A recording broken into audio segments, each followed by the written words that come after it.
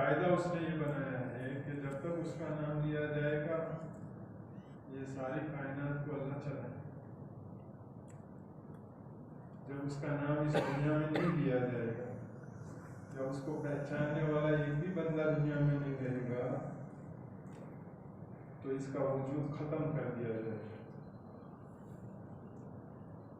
अल्लाह के नजदीक इस कायनात की और इसके अंदर की मखलूक की जर्रा बराबर भी कीमत नहीं। अल्लाह के नजदीक उसके नाम लेने वाले की कीमत है, वो मैं और आप। और आखिरत में इसकी ये कीमत है, अगर बंदा दुनिया से ईमान लेकर चला गया, जिस दर्जे का भी जर्रा ईमान बताया, गेहूं के दाने जितना ईमान। अब वो अल्लाह की नजर में वो गेहूं के दाने जितना कितना हो। लेकिन उलमा किराम ने फरमाया है, जिसने दिल की तस्दीक के साथ एक मर्तबा भी ला इलाहा इल्लल्लाह मुहम्मदुर रसूलुल्लाह का इकरार कर लिया और उसने जिंदगी भर शिर्क नहीं किया और उसने करने के तकाजे भी पूरे नहीं किए, तब भी वो ईमान वाला शुमार हो। चाहे उसने जो ईमान के तकाजे पूरे नहीं किए, अल्लाह के फराइज की पाबंदी नहीं की, अल्लाह के नबी की मुबारक जिंदगी को इख्तियार नहीं किया, तो अल्लाह ताला अपने जाब्ते के मुताबिक या अपने फजल से जो मामला उसके साथ आखिरत में करे, लेकिन वो ईमान उसे जन्नत में ले जाए। कलिमा उसे तो आखिरत में इसकी इतनी कीमत है। और वो जन्नत सबसे कम दर्जे की जन्नत, सदक़ात में रिवायत की है अब्दुल्लाह इब्न अब्बास रज़ियल्लाहु अन्हु ने, अल्लाह पाक सबसे कम दर्जे के जन्नती को जन्नत में जो महल अता फरमाएंगे, वो एक मोती का महल होगा जिसके 70,000 कमरे होंगे, 70,000, और हर कमरे के 70,000 दरवाजे। आना चाहता बर्न से इसने की बर्न में स्विच चालू होता है तेरा लोगों ने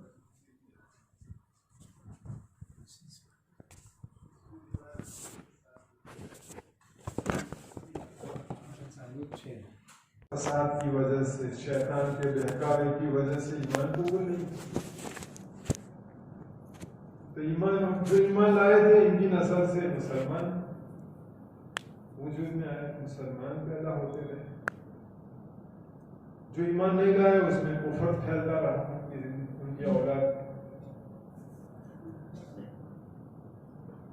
तो अल्लाह ने हमें जो है, तो मैं ये कह रहा था कि जो बगैर ईमान के दुनिया से चला जाए, चाहे उसे ईमान नहीं मिला हो सरे से, या ईमान लाने के बाद ईमान की कदर नहीं की और ईमान को बर्बाद कर दिया दुनिया में, ऐसा होगा।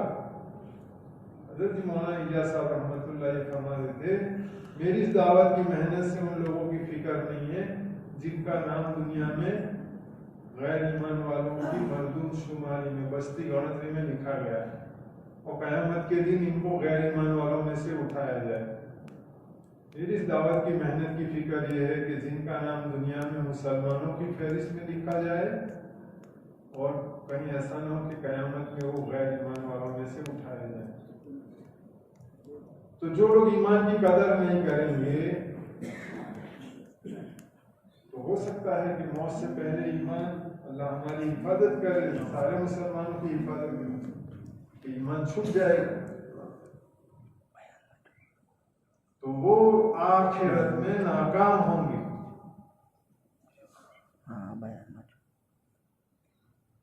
कब्र में भी वो नाकाम होंगे, कब्र में भी मुसीबत में होंगे, हशर में भी मुसीबत में, और जो है जहन्नम में उनको डाला जाएगा हमेशा के लिए।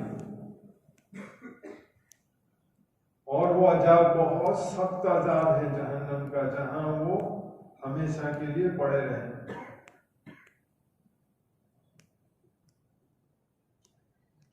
हदीस पाक के खुलासे में है, जहन्नमी आदमी 500 साल तक भूख की वजह से चिल्लाएगा, खाना मांगेगा 500 साल तक, खाना खाना। 500 साल के बाद उसको खाना दिया जाएगा, अल्लाह की तरफ से हुक्म होगा उसको खाना। तो जहन्नम के दरख्तों के कांटेदार फल उसको खाने के लिए दिए जाएंगे और वो उसके हलक में अटक जाएंगे। फिर वो चिल्लाएगा पानी पानी, 500 साल तक चिल्लाएगा, फिर उसको पानी दिया जाएगा और वो जहन्नमियों के जख्मों में से निकला हुआ खून और पीप जो जहन्नम के एक कोने में जमा होता है और वो अजाब, जहन्नम में आग के अजाब की वजह से वो गर्म होगा, वो उसको पीने के लिए दिया जाए। प्यास की वजह से उसको पिएगा वो जहन्नम। तो उसके पेट की अतड़ियां पाखाने के रास्ते से बाहर आ जाएगी, लेकिन मौत उसको नहीं आएगी। फिर थोड़े वक्त में भूख लगेगी तो फिर चिल्लाएगा, तो हुक्म होगा अल्लाह पाक की तरफ से, तुम मुझसे बात मत करो।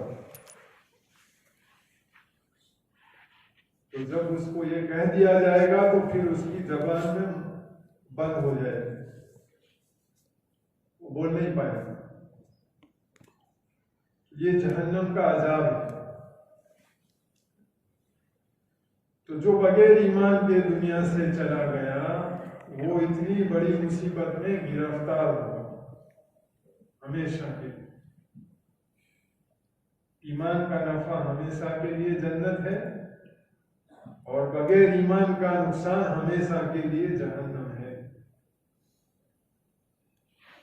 तो ये इल्म है जो कुरान में, हदीस में, उलमाए किराम से हमें पहुंचा है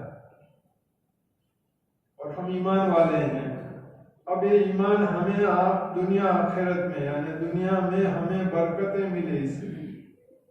जब ईमान वाला दुनिया में ईमानी जिंदगी गुजारेगा तो दुनिया की बरकतें उसे मिलेगी, आफियत उसको मिलेगी, इज्जत उसको मिलेगी दुनिया में, और आखिरत में कामयाबी मिलेगी। तो ये ईमान हमें उस वक्त नफा देगा जब ये ईमान उसकी जगह पर पहुंच जाए, जो उसके रहने की जगह है, और वो दिल है। ईमान के रहने की जगह दिल है, और ये दिल रूहानी जिस्मानी दोनों चीजों का मरकज है। दिल इतना अहम है हमारे जिस्म में कि रूहानियत के एतबार से भी उसका मकाम है कि ये मरकज है पूरे जिस्म में, और जिस्म के एतबार से भी, क्योंकि हमारा वजूद, जिस्मानी वजूद भी उस पर मुनहसिर है कि हमारा दिल धड़कता रहे। हमारा दिल, जब तक हमारा दिल जो है जिंदा है तब तक हमारा जिस्म जिंदा है। तो वो ईमान की नेमत, वो कलमे की दौलत उसकी जगह पर पहुंच जाए, वो है दिल, और उसके पहुंचाने की मेहनत है। तो फिर ये हमें नफा देगा। दुनिया में जितने वादे हैं ईमान वालों के साथ ईमानी जिंदगी पर, वो वादे अल्लाह ताला पूरे करेंगे, और आखिरत के जितने वादे हैं जो सकरात से शुरू होगी हमारे आखिरत, तो सारी मंजिलों पर ये हमें नफा देगा। तो दुनिया की जिंदगी बहुत थोड़ी है, इसके बाद ये इस ईमान को अपने अंदर में, दिलों में बसाकर, जब ये अंदर में बस जाएगा दिलों में, तो ये जाहिर होगा हमारे आज़ा से। जैसे खून जिस्म में से हर आज़ा के हर हिस्से में पहुंचता है, दिल के धड़कने से खून, और इसमें सारे आज़ा हमारे अपना काम करते हैं, अपना नफा दिखाते हैं सारे आज़ा खून के पहुंचने की वजह से। ऐसे ये दिल में जब उतर जाएगा ईमान और यकीन, कलमे का यकीन, कलमे का एक हिस्सा है ला इलाहा इल्लल्लाह, कि वो अल्लाह की अजमत, उसकी बड़ाई, उसकी बुजुर्गी, उसके इख्तियारात, उसके खजाने, अल्लाह जैसा है वैसा हमारा दिल कबूल कर ले कि अल्लाह कितना बड़ा है, कि इसकी मखलूक में गौर करो। और ये सारी कायनात जो हमें नजर आ रही है और इसका बहुत बड़ा हिस्सा हमें नजर नहीं आ रहा है, और ये अल्लाह की कुदरत का एक जर्रा है। ये सारी कायनात जो हमें नजर आ रही है, नहीं नजर आ रही है, ये अल्लाह की कुदरत का एक जर्रा है। अल्लाह ऐसे करोड़ों कायनात बना सकते हैं, उसकी कोई गिनती नहीं, इतनी कायनात अल्लाह बना।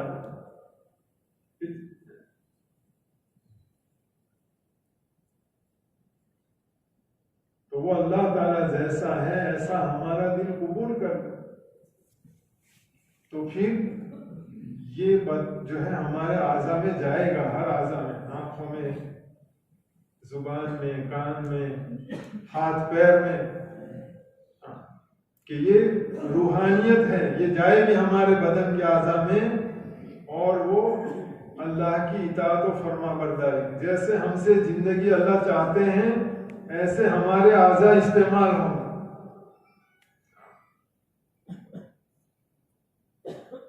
और हर मखलूक का जो मकाम है उस मकाम पर हम उसको रखेंगे,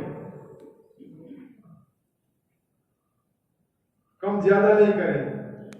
जिसका शरीयत में जो मकाम दिया है, चाहे वो कराबत के ताल्लुक से हो या मुसलमानों के ताल्लुक से हो या इंसानियत के ताल्लुक से हो, जिसका जो मकाम अल्लाह ने रखा है और हमें हुक्म दिया है कि इसके साथ ऐसा बर्ताव करना है, तो हम ऐसा उस मेयार पर उसको रखेंगे, न उसमें कमी करेंगे न बढ़ाएंगे।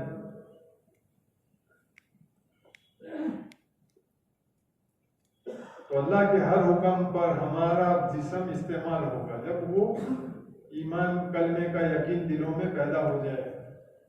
और सहाबा रज़ी अल्लाह अन्हुम अजमईन ने इसी यकीन की दौलत को, कलमे के यकीन को रसूलुल्लाह सल्लल्लाहु अलैहि वसल्लम की सोहबत में सीखा और अपने अंदर में वो दाखिल, अपने दिल में पहुंचाया। इसको रसूलुल्लाह सल्लल्लाहु अलैहि वसल्लम की सोहबत में जो कहा गया, जो वो किया। बल्कि वो ईमान जब लाते थे तो अल्लाह के नबी के हाथ में बैत करते थे कि हम आपकी बात मानेंगे, जी चाहेगा जब भी मानेंगे, जी नहीं चाहेगा जब भी मानेंगे।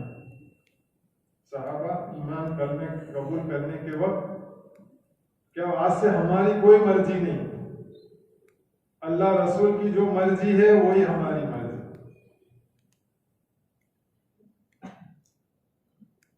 तो अल्लाह ने इन्हें चमकाया जब उन्होंने वो चीज पैदा कर ली अपने अंदर में और उसके तकाजों को पूरा कर दिया, तो इनकी जिंदगियां रोशन हो गई, दुनिया में ये नमूना बन गए सहाबाए किराम, और उम्मत के हर फर्द के लिए इनमें नमूना है। मालदार के लिए भी, गरीब के लिए भी, मर्द के लिए, औरत के लिए, जवान के लिए, बूढ़े के लिए, तंदुरुस्त के लिए, माजूर के लिए, बीमार के, सबके लिए सहाबा की जिंदगी में नमूना मौजूद है और वो पूरी जमात कामयाब है। इसलिए जो जिस अपनी हैसियत से जो नमूना है सहाबा में से अपने अंदर में वो पैदा कर ले तो वो भी कामयाब हो जाए, वो भी कीमती बन जाएंगे दुनिया में और आखिरत में कामयाब हो जाएंगे। तो वो सहाबा रज़ियल्लाहु अन्हुम ने उस ईमान के हासिल करने के बाद अल्लाह के जो अहकामात थे, चाहे वो अल्लाह के फराइज इबादत के ताल्लुक से थे या मखलूक के साथ के मामला के थे, जिसको हम हुकूकुल्लाह और हुकूकुल इबाद कहते हैं, कि अल्लाह के हुकूक और बंदों के हुकूक कि उन्होंने उनको उस दर्जे पर रखा और अदा किया। को अदा की। जैसे हलाल रोजी कमाना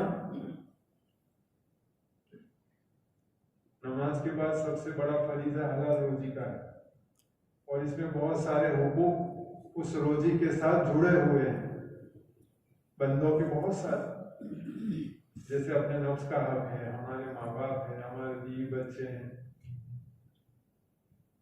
छोटे भाई बहन हैं।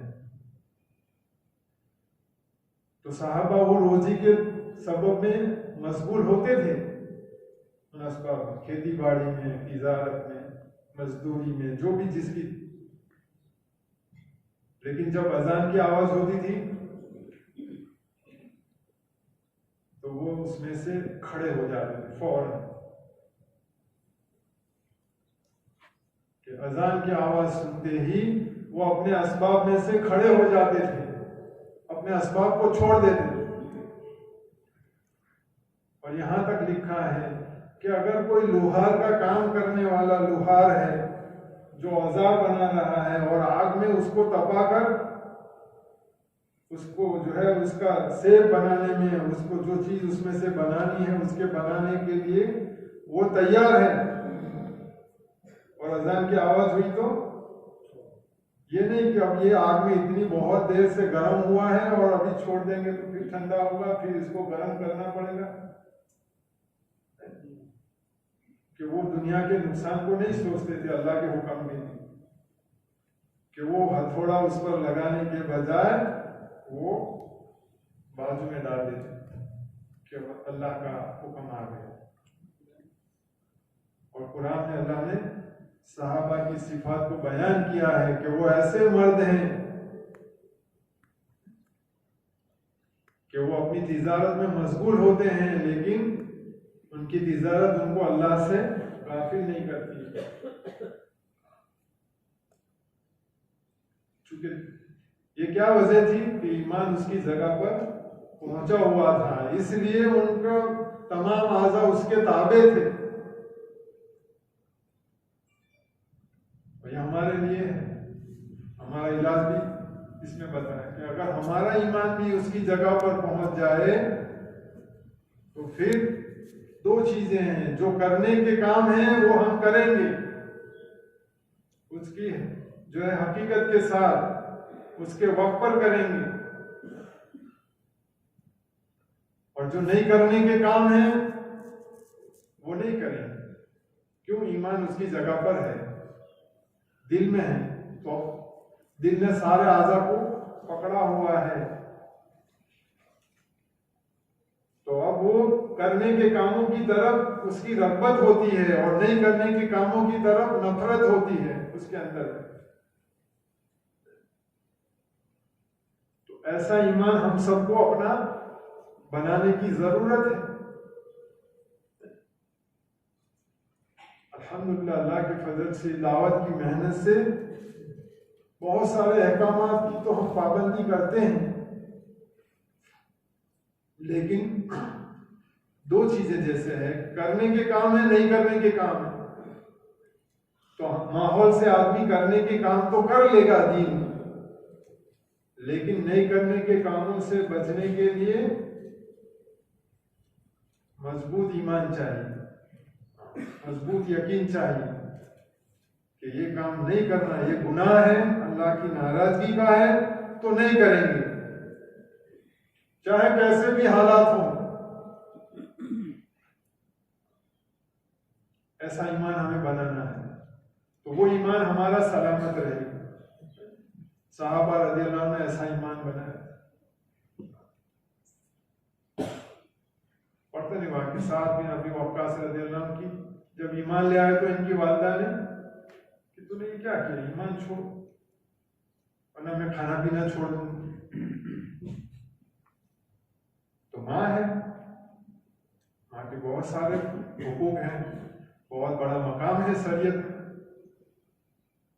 तो क्या किया इन्होंने कि माँ को नाराज नहीं करना है, चलो ईमान है कि नहीं, माँ का मकाम है उसकी जगह पर है, लेकिन अल्लाह का मकाम इससे ऊपर है। तो कहा कि ऐसा तो नहीं होगा,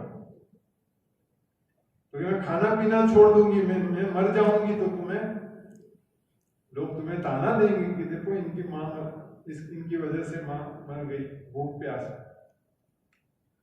लोग अब तुम्हें अपनी माँ का कातिल कहेंगे। तो कहा कि तुम्हारी 100 जाने हो और एक एक करके सब खत्म हो जाए तब भी ईमान नहीं छोड़ सकते। तो ये ईमान अंदर में उतरा हुआ हो।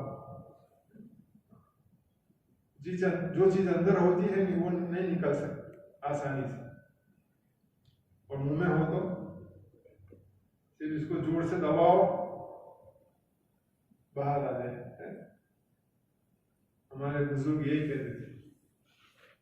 अब वो उसमें के बहुत सारे जो है दुनिया से चल बस ये कहते कि हमारे पास जो ईमान है वो जुबान पर है, अभी दिल ने इसको कबूल नहीं किया है। और हदीस पाक में है कि जिस दिन वो दिल कबूल कर लेता है ईमान का यकीन को, तो फिर दुनिया से बेरगबती पैदा होती है, दुनिया को छोड़ नहीं देता है। बेरगबती के माने कि दुनिया कि नहीं, हमारे दिन में रहबानी मुसलमान दुनियादार भी नहीं हो सकता और राहिब भी नहीं हो सकता। मुसलमान दुनियादार भी नहीं हो सकता और राहिब भी, दुनिया को छोड़ने वाला तर्क करने वाला भी नहीं हो सकता। कि वो दुनिया में तो रहेगा, असबाब में भी रहेगा, असबाब कमावेगा जरूरत, लेकिन उन चीजों की मोहब्बत को दिल में दाखिल नहीं होने देगा।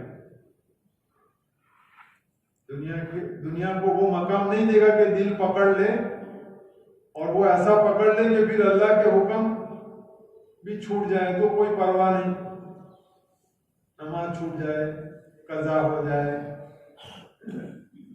सफर में है तो छूट गई, कि ऐसा नहीं। कि दुनिया के असबाब में वो रहेगा लेकिन उसकी रग़बत नहीं रहेगी दिल में, उसको छोड़ देगा। अल्लाह का हुक्म आएगा तो उसको छोड़ देगा। फिर जब हुक्म पूरा हो जाएगा तो फिर वो असबाब की तरफ जाएगा। कि ये तरीका बताया हमने कि हम असबाब में रहेंगे, लेकिन जिस वक्त जो अल्लाह के हुक्म आएगा, खाना पीना जाहिर हलाल है, लेकिन रमजान का महीना आएगा तो अपने वक्त पर नहीं खाएंगे, अपने वक्त पर पानी नहीं पी सकते। अब हुक्म के मुताबिक हम खाएंगे और हुक्म के मुताबिक बंद करेंगे।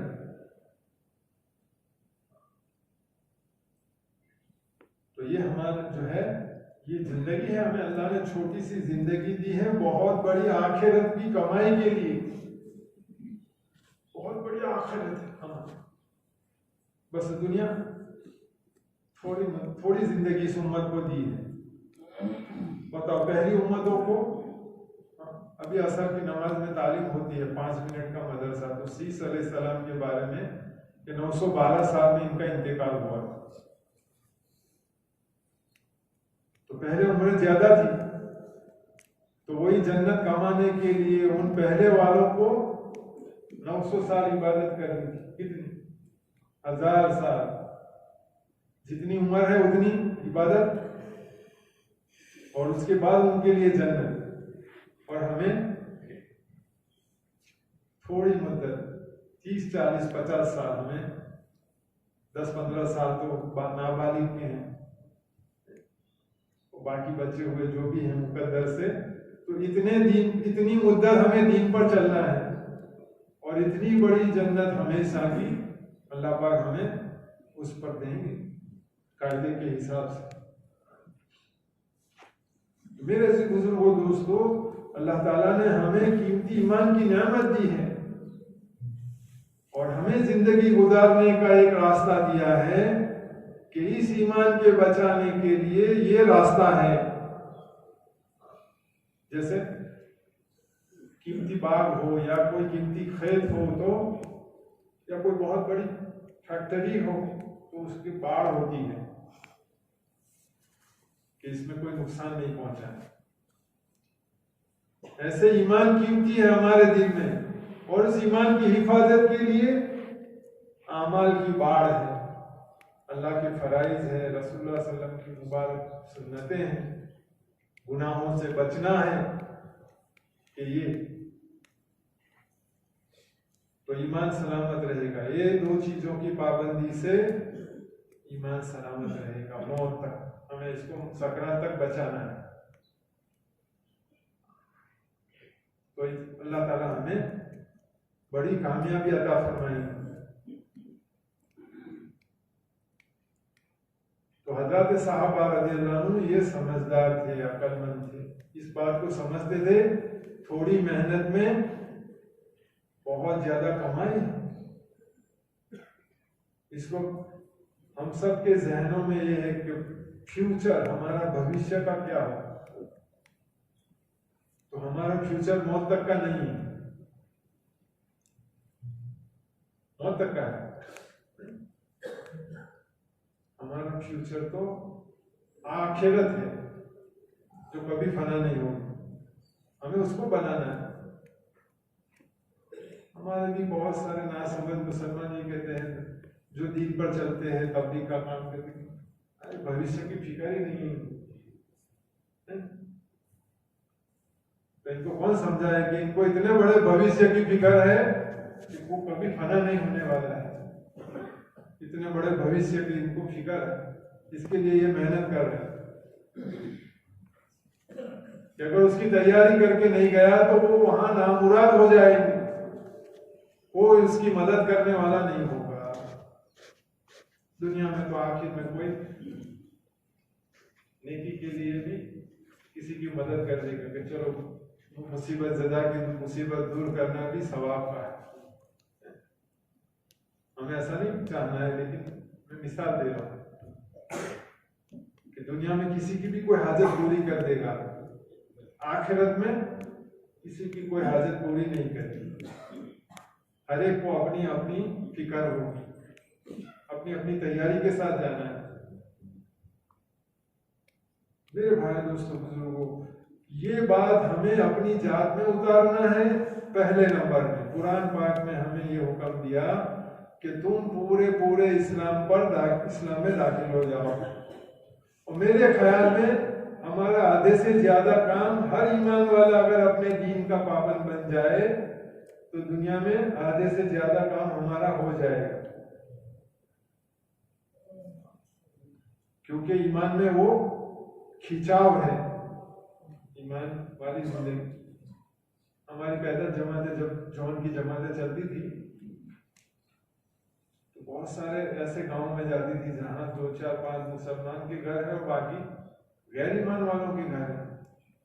तो जब हमारा भी तजुर्बा है, तो जब हम ऐसे गांव में पहुंचे तो इनका मजहबी जगह थी, वहां हम पहुंचे, गांव के किनारे पे थे। तो उन्होंने कहा यहीं तुम ठहर जाओ, यहाँ लाइट भी है और यहाँ थोड़ी सहूलत भी है। कौन सी जगह है कि वो इनकी मजहबी इबादत की जगह है और वहां वो ठहराने की फिक्र कर। और किसी एक गैर ईमान वाले ने कहा ये मेरी बाड़ी है, वहां पानी का भी इंतजाम है, आप यहाँ रहो और अगर कुछ भी खाना है तो मैं मुर्गी वगैरह बनाकर घर से आपको खाना पहुंचा दूंगा। तो हमने कहा आपने रहने की जगह दी, वही बड़ी बात है। हमारा ये मिशन में ये है कि हमें खुद बना के खाना खाना है, ये हमारा उसूल है कि खुद खाना बना के खाओ। तो मैंने एक ऐसे सफर में भी बहुत सारे तजुर्बे हैं हमारे सफर, और इस वक्त में तो बहुत ज्यादा हमारे सामने तजुर्बे है, उसको खोलने की जरूरत नहीं। तो अगर हर मुसलमान अपने दीन का पाबंद हो जाए तो आधे से ज्यादा काम हमारा हो जाएगा। और अपने घर वालों को दीनदार बनाइए, दूसरा हुक्म है, खुद भी दीनदार बनो और अपने घर वालों को दीनदार बनाओ। तो हमारा बड़ा काम इसमें हो जाएगा। फिर बहुत थोड़ा काम हमारे जिम्मे रह जाएगा। वो थोड़े काम के लिए हमें अल्लाह पाक ने जो जान माल दिया है उसमें से कुछ वक्त कुछ जान माल फारी करके हम उसके लिए अपने दुनिया के असबाब में से निकलकर दुनिया में हरकत करेंगे, जिससे हमारा दीन जिंदा रहेगा। हरकत से हमारा दीन जिंदा रहेगा और दुनिया में लोगों को हिदायत मिलेगी।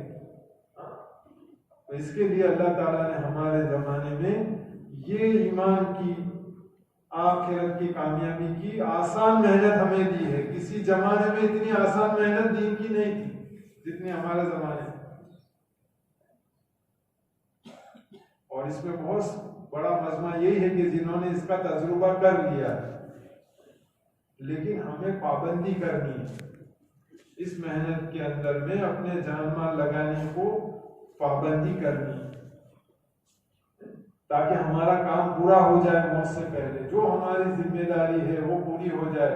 हम नहीं जानते हमारी जिंदगी का कौन सा दिन, कौन सी घड़ी आखिरी घड़ी, तो ऐसा ना हो कि काम हमारा अधूरा रह जाए।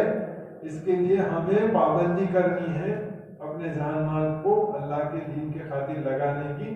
तो इसमें दो फायदे हैं, हमारी दीनी तरक्की भी है और दुनिया में भी दीनदारी पैदा हो, दुनिया में भी दीन की तरक्की हो। इसके लिए मेरे भाई दोस्तों बुजुर्गों, हम सब अपने ईमान की कदर करते हुए अपने जो है अपने आखिरत बनाने की नीयत से नियतें करें। 4-4 महीने के अल्लाह के रास्ते में निकलने की हिम्मत से हम नियतें करें। अल्लाह ताला सही नियत करने वालों के लिए असबाब पैदा कर देंगे, आसानियां पैदा कर देते हैं। तो हिम्मत से बताओ 4 महीने